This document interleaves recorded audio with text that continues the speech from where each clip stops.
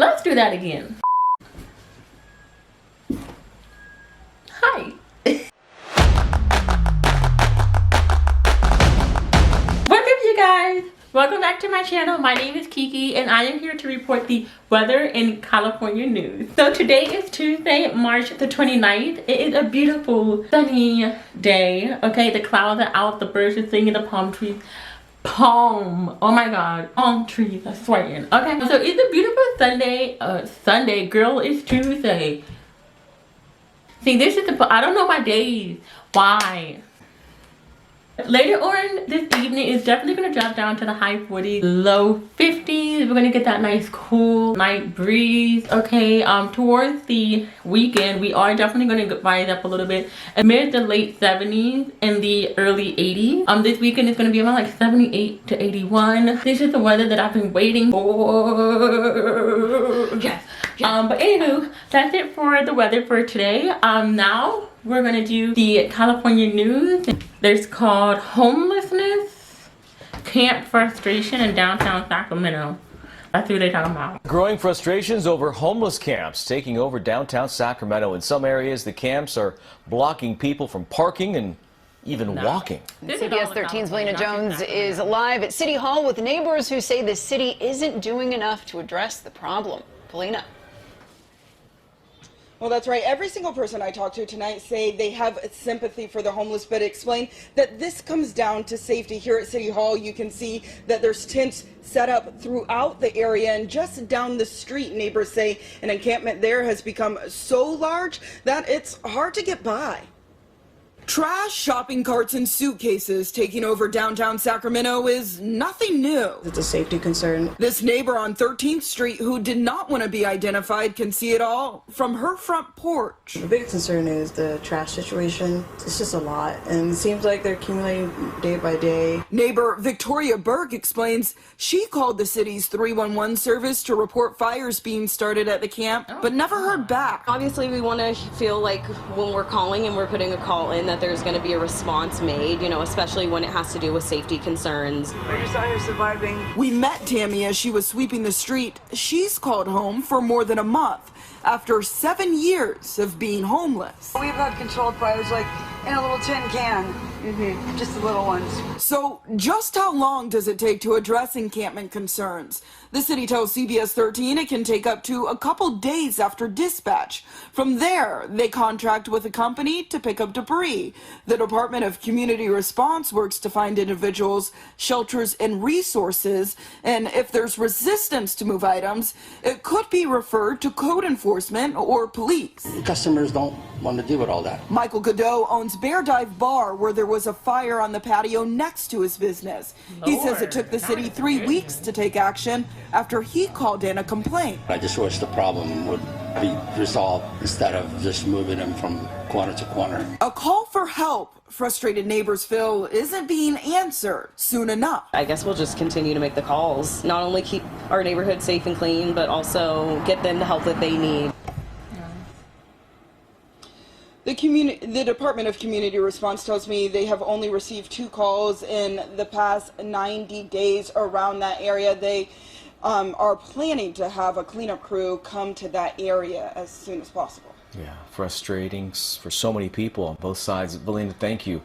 Before I moved to California, I've never experienced homelessness. I'm sorry, not experienced, because I've never experienced it, but I've never seen how bad homelessness in California is. I mean, I understand cost of living is really high, but I'm pretty sure the majority of the people on the streets are struggling with addictions and drugs, and like, we don't know everyone's stories. I mean, I used to go to school in Frisco, and if you've ever been to San Francisco, it's really bad when it comes to homelessness. My school was in the middle of a civic center in San Francisco. I had to take BART. Right beside my school, there was a Carl Jr. And the Carl Jr. would be filled with homeless people. I went to Carl Jr. one time just to get lunch in between my classes, and I didn't go back to that Carl Jr. It was so bad. Like, homelessness is really bad. I mean, it sucks. Like, you know, you want to be like, hey, like, you don't want all these homelessness in front of your homes or your restaurant or your business, or you're even just walking like your day to day. But then it's like, where are they gonna go? where are they gonna go? The shelters fill up. I mean, the government isn't really doing much about it, and I don't know. I don't even know what to say, because I've never been there. I don't know what it's like to even be in that predicament. Eventually, you know, California can kind of go not get rid of get rid of homeless, but not the people, but just help the homelessness, you know, get off of drugs, have housing, and be able to find a job, get them back to a mental state where they can be human beings again, you know. And so yeah, so our next video is crafty squatters move into empty homes amid Sacramento's booming housing market, and then they stay. Let's see what this one's about. You're seeing video of someone inside a newly renovated, recently purchased home that's supposed to be empty. But unfortunately, it isn't all that uncommon. It's become known as squatting. Squatters will find homes that are empty and they will move into it. Squatting could be increasing as investors, developers, and Bay Area folks latch on to Sacramento's booming real estate market. It's a competitive market. According to Redfin, investment buyers bought 56.3% more homes in Sacramento in 2021 than 2020, creating a lot of empty residences as they're rented out. So we went after it, upped our bid and everything, and we got it. It's what happened to the Hodge family. This video is from father and son Barry and Anderson, who worked hard to buy in South Sacramento. Once we bought the house, we were so excited.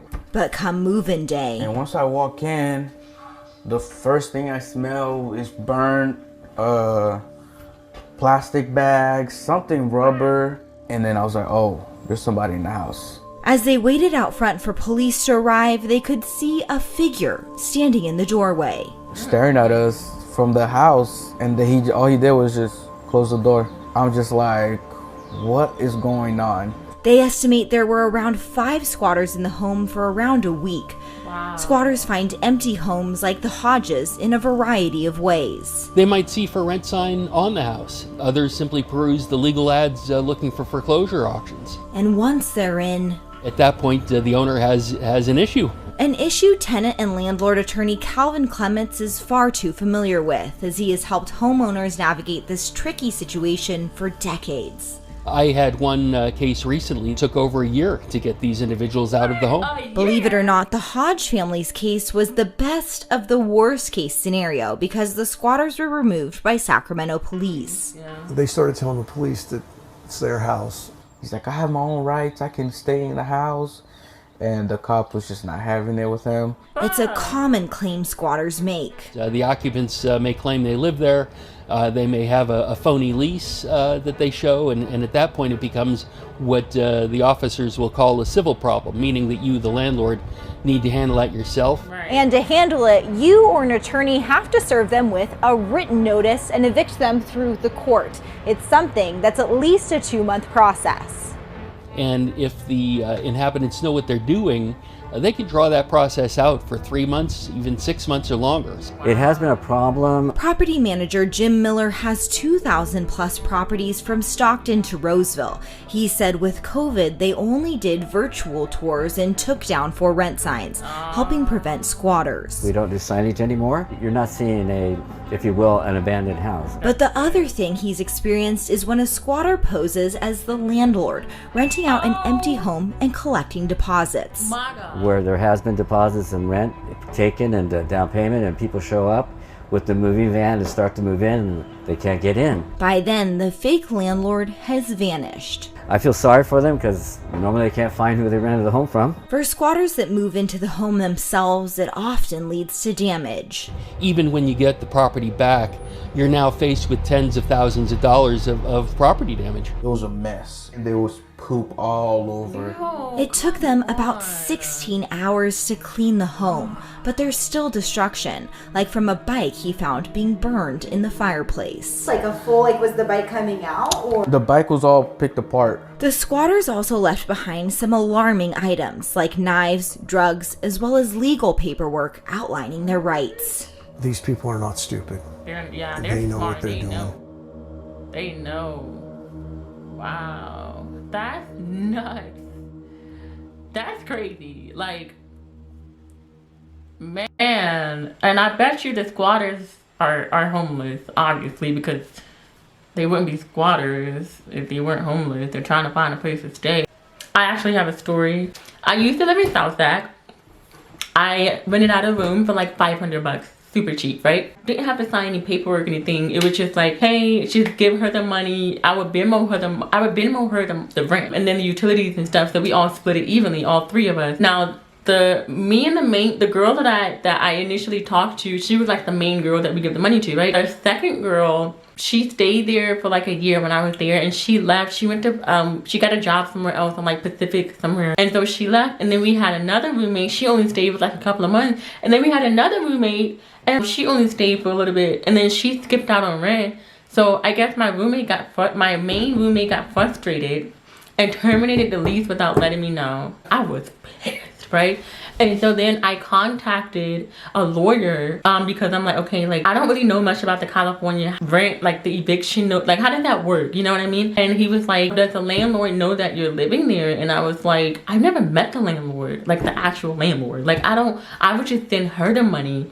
And he was like, 9 times out of 10, the landlord doesn't know that you're living there. I talked to the main roommate because I was pissed. I was like, but I need to know like what's going on. And she told me that like the landlord the landlord thought she was the only one there. She didn't know that she was renting out other rooms to other people. And so I told the lawyer what she told me, and he was like, you're basically a squatter. Like if you don't leave, the sheriff could come and kick us out and evict us. And I'm like, are you serious? He was like, yes. So short story, I just kind of wanted to get that out there. Like I know it's not similar to this, but like after that I told myself I would never be in that predicament again, like, you know. And then I know whenever I do move, I know I make sure I look at paperwork, you know, not just move in. And yeah, so, but yeah, that's my story. But that's it for today. Thank you guys for watching my video. Hopefully you guys can watch my next video that's coming up next, and I'll see you guys soon. Have a great day.